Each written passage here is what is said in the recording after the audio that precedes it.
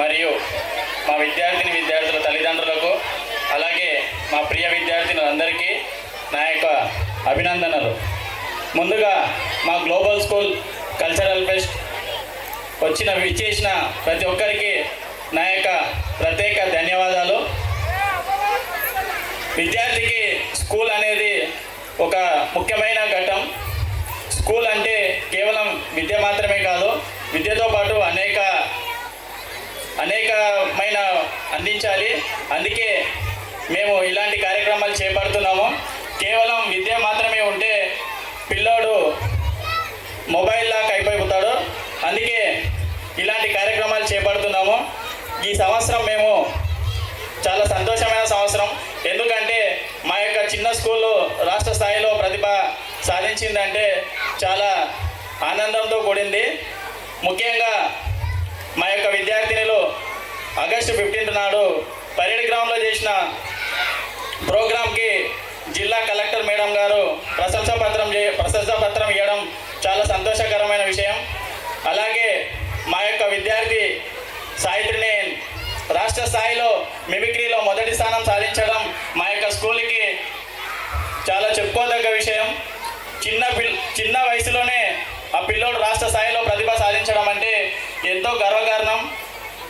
అలాంటి విద్యార్థిని ప్రోత్సహించిన వారి తల్లిదండ్రులకు అలాగే మరియు ఆ పిల్లోడి యొక్క కృషిని గుర్తించిన మా యొక్క టీచర్లకు అందరికీ నా యొక్క ప్రత్యేక ధన్యవాదాలు తెలుపుతున్నాను. దీంతో పాటు మేము మొదట్లోనే చెప్పినాం అందరికి పేరెంట్స్కి ప్రతి నెల మీటింగ్ పెడతాను. నేను ఖచ్చితంగా రాండి అని పేరెంట్కి అందరికీ చెప్తాను. నేను 200 మంది స్టూడెంట్స్ ఉంటే కేవలం 20 మంది పేరెంట్సే వస్తారు. మీకు క్లియర్గా సందేశం ఇవ్వాలనే ఉద్దేశంతో అందరి విద్యార్థులను ఈరోజు ప్రోగ్రామ్కి ఇన్వాల్వ్ చేయడం జరిగింది. మీ పిల్లలను డ్యాన్స్ చూడడానికైనా వస్తారనే ఉద్దేశంతో మేము ఇప్పించడం జరిగింది. ఎందుకంటే టీచర్కి పేరెంట్కి మంచి బాండింగ్ ఉంటేనే పిల్లోడు వృత్తిలోకి వస్తాడు. అందుకే నేను ప్రతి నెల పేరెంట్ మీటింగ్ పెడతాను. మీకు నెల రాలిక అవకాశం లేకపోతే 2-3 నెలలకు ఒకసారి రావాల్సి ఉంటుంది.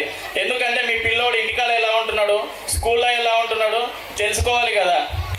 అందుకే దయచేసి తల్లిదండ్రులకు నా యొక్క ముఖ్యమైన విజ్ఞప్తి ఏంటంటే పేరెంట్ మీటింగ్కి ఖచ్చితంగా అటెండ్ కాండి. పేరెంట్ మీటింగ్ వస్తేనే కదా పిల్లోడు చదువుతున్నాడు లేదని మాకు ఎట్లా తెలుస్తుంది. కాబట్టి మీరు ఖచ్చితంగా పేరెంట్ మీటింగ్కి అటెండ్ కావాలని కోరుకుంటున్నాను. దీంతో పాటు మా స్కూల్ డ్యాన్స్ మాస్టర్ అయిన నాగరాజు గారికి ప్రత్యేక ధన్యవాదాలు తెలుపుతున్నాను.